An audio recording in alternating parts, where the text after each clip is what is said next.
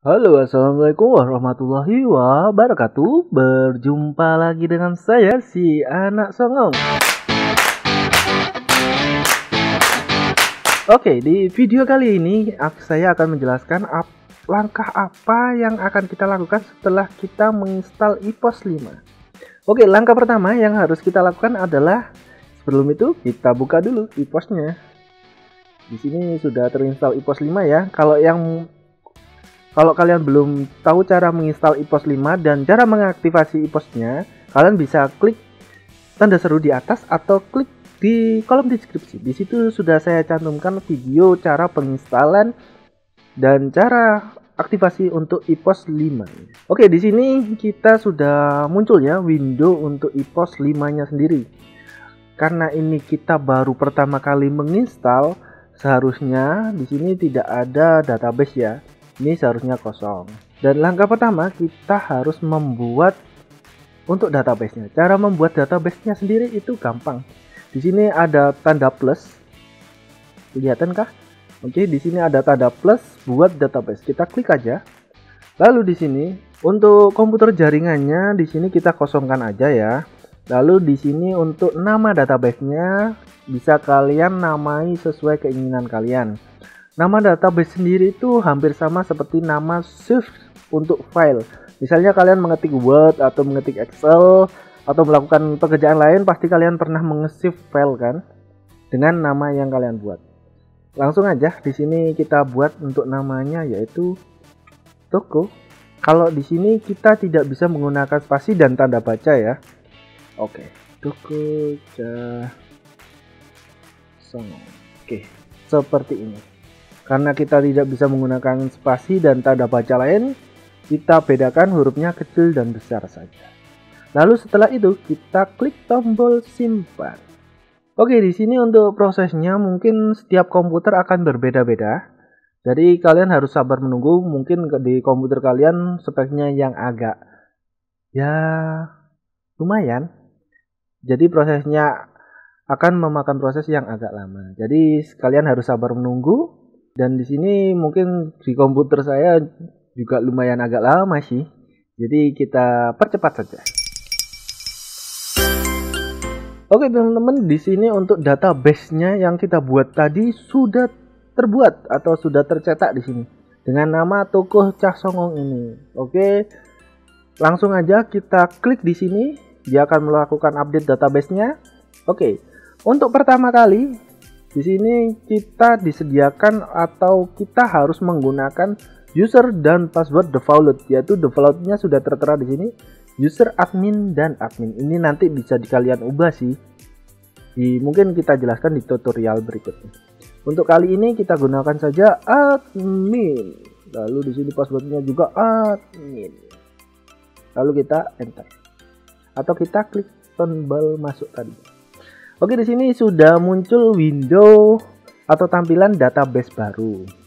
Untuk database baru ini sendiri kalian bisa membaca-bacanya dulu, bisa kalian skip atau kalian pause dulu, bisa kalian baca. Oke, di sini kalian bisa menentukan opsi. Oh iya, sebelum itu, untuk bila kalian menggunakan IPOS 5 yang standar atau di bawah IPOS 5 profesional, kalian tidak akan dapatkan tampilan beda lokasi. Untuk beda lokasi sendiri ini terdapat di IPOS 5 profesional dan ultimate. Fungsinya sih kalau kalian punya kantor cabang atau toko-toko cabang lain, kalian bisa membedakannya gitu loh. Dan nanti servernya dijadikan satu di satu pusat. Seperti itu. Karena kita ini diposisikan sebagai server atau pertama kali kita menginstal IPOS, jadi untuk opsi kantor kita sentralisasi ini sebagai pusat, lalu ini pusat ya, sebagai server utamanya. Lalu untuk kode kantor pusat kita tulis saja di sini pusat atau server. Server. Atau kita singkat karena dia tidak bisa tidak bisa muat untuk banyak kata atau banyak huruf, kita namakan SVR. Lalu untuk namanya ini bisa panjang juga, beri saja server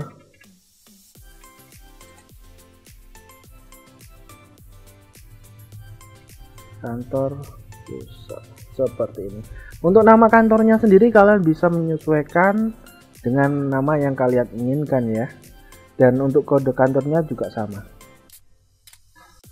Setelah selesai kalian memberi nama, kalian bisa langsung klik tombol lanjut. Ini. Lalu di sini kalian harus memasukkan data perusahaan. Ini nanti akan muncul di nota atau invoice atau struk ya. Jadi kalian harus mengisinya dengan benar. Untuk nama perusahaan sendiri kita beri nama toko Jasong seperti ini.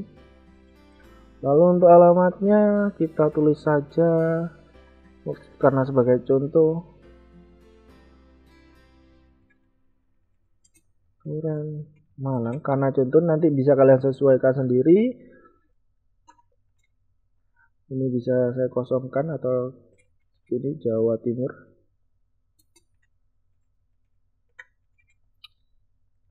Untuk nomor telepon sendiri kalian bisa mengisikannya dengan nomor telepon kalian, atau kalian juga bisa mengisikannya dengan nama web kalian atau nama Instagram kalian.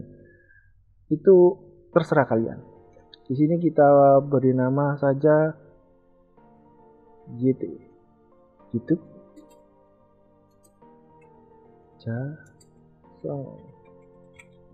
Untuk fax juga sama, kalian bisa mengoptimalisasikan, bisa kalian isi dengan nama-nama web kalian seperti toko atau kalian punya toko online seperti Tokopedia, Bukalapak atau Instagramnya juga ada. Itu bisa kalian isikan di sini. Oke, untuk berikutnya tentukan periode awal pencatatan. Karena program ini kita install di bulan Juni, kita berarti periode pencatatannya sama saja di bulan Juni. Untuk periode akhir, karena kalau di Indonesia tutup bukunya di bulan Desember, jadi tidak usah kita rubah ya. Karena ini sudah selesai, kita klik tombol selesai. Oke, seperti ini. Oke, di sini adalah tampilan awal untuk program IPOS 5-nya. Untuk di sebelah sisi kanan ini adalah apa ini? Update, tanggal update atau kode informasi telepon support itu ada di sebelah kanan.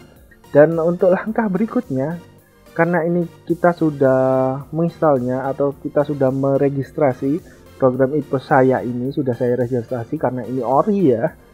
Untuk itu kita bisa langsung ke langkah berikutnya, yaitu pengaturan backup database. Ini sangat penting. Kenapa penting? Karena kalau nanti kalian melakukan, atau paling buruknya seperti ini, misalnya Windows kalian korup dan komputer kalian mati, harus diinstal ulang. Kalian otomatis harus menginstal ulang programnya kan. Kalian nggak tahu, Mas, komputer saya mati, bagaimana semua catatan stok pembukuan saya? Itu gampang, itu nanti bisa dikembalikan seperti itu ya. Jadi kita harus menentukan paling awal, yaitu mengatur auto backupnya terlebih dahulu. Itu benar-benar penting, karena saya, untuk pengalaman saya di IPOS 4 atau pengalaman teman-teman saya di sini, itu banyak yang menanyakan, Mas, bagaimana cara mengembalikan database? Mas, bagaimana kalau database saya korup? Itu banyak sekali pertanyaannya di IPOS 4 kemarin. Jadi harus kita atur. Cara pengaturannya gampang, kalian tinggal masuk ke tab pengaturan, lalu masuk juga ke backup dan restore. Lalu kalian pilih pengaturan auto backup. Oke, di sini bisa kalian baca di situ di auto backup database. Auto backup database berfungsi untuk membuat duplikasi database dalam bentuk file secara otomatis sesuai set waktu yang kita atur. Tentukan lokasi folder backup, letakkan pada drive internal atau non-system.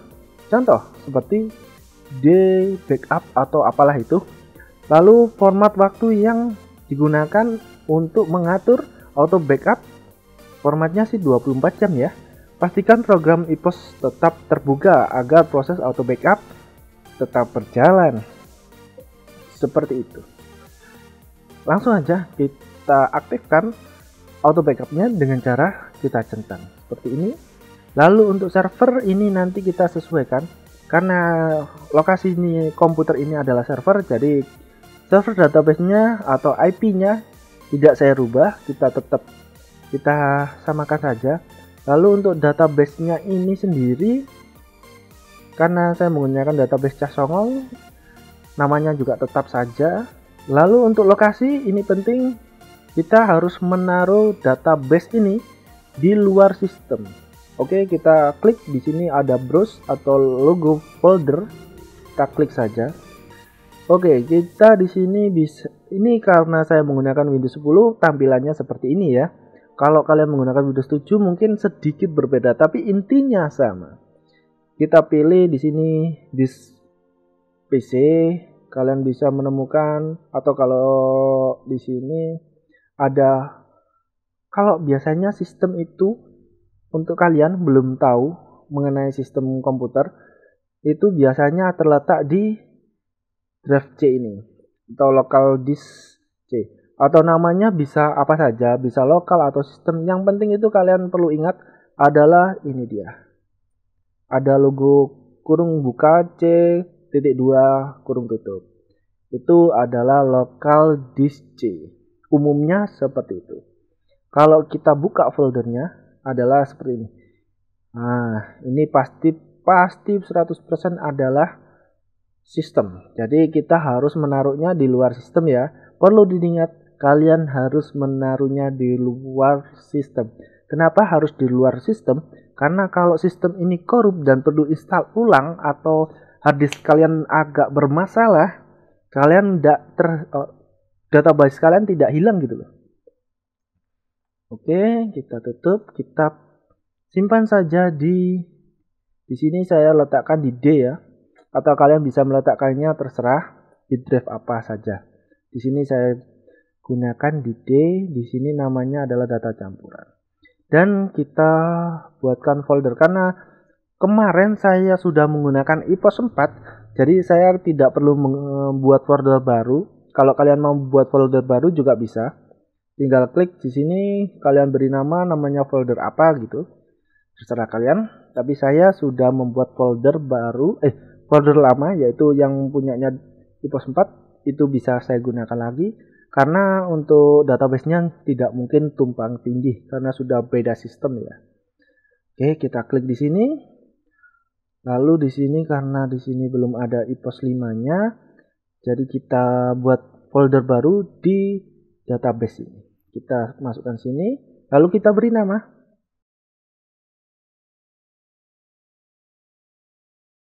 Lalu kita oke. Oh, sebentar. Kok namanya new folder? Kita ulang lagi ya. Kita data, lalu kita masuk ke database. Di sini sudah terbuat ya yang kita buat tadi. Kita pilih, lalu kita klik oke. Di sini sudah berubah. Untuk lokasi data backupnya ada di D. Namanya folder pertama adalah database dan garis miring database IPOS 5 yang baru kita buat tadi. Oke, di sini kalian bisa menentukan untuk jam yang ingin kalian, waktu-waktu pembuatan atau pembackupan database kalian.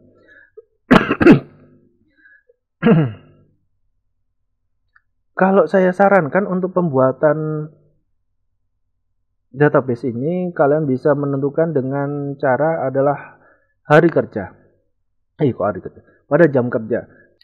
Oke teman-teman, di sini saya buatkan contoh. Kalau saya sih ya, karena jam buka toko saya adalah jam 9, jadi saya tentukan untuk jam pertamanya ini. Oke, kita geser dikit. Oke, seperti ini. Oke teman-teman, di sini saya contohkan karena toko saya buka jam 9 sampai jam 8 malam, jadi kita bagi dua saja. Kita bagi dua. Untuk pembackupannya sendiri kita taruh di jam 3 di sini. Jadi kalau jam 3 itu sekitar jam 15 dan waktu sebelum toko kita tutup. Kalau tutupnya jam 8, jadi kita backup di jam 7-an. Jam 7. Jam 7 berarti jam 19. Kita lebihi 15. 19. Kalau kita di sini kita pilih 15. Kalau jamnya sendiri bisa kalian tentukan, bisa kalian sesuaikan dengan waktu jam kerja kalian. Untuk periode ini saya tidak menggunakan. Ini bisa kalian tentukan sendiri setiap 15 menit atau 30 menit atau setiap 1 jam. Tapi saya sarankan kalau harddisk kalian kecil, kalian bisa gunakan versi yang jam backup. Tapi kalau sistem kalau server kalian ini atau di komputer toko kalian itu harddisknya lumayan, space-nya lumayan besar, kalian bisa menggunakan setiap 30 menit jadi aman. Misalnya kalian nanti mati lampu atau ada gangguan listrik yang mengakibatkan komputer kalian mati, kalian nggak kebingungan gitu. Kalian bisa menentukan sendiri setiap berapa menit atau setiap jam berapa untuk auto backup ini melakukan prosesnya. Oke, langsung aja. Karena saya menggunakan periode jam, kita simpan. Kalau sudah kita simpan ya, seperti ini. Setting berhasil disimpan.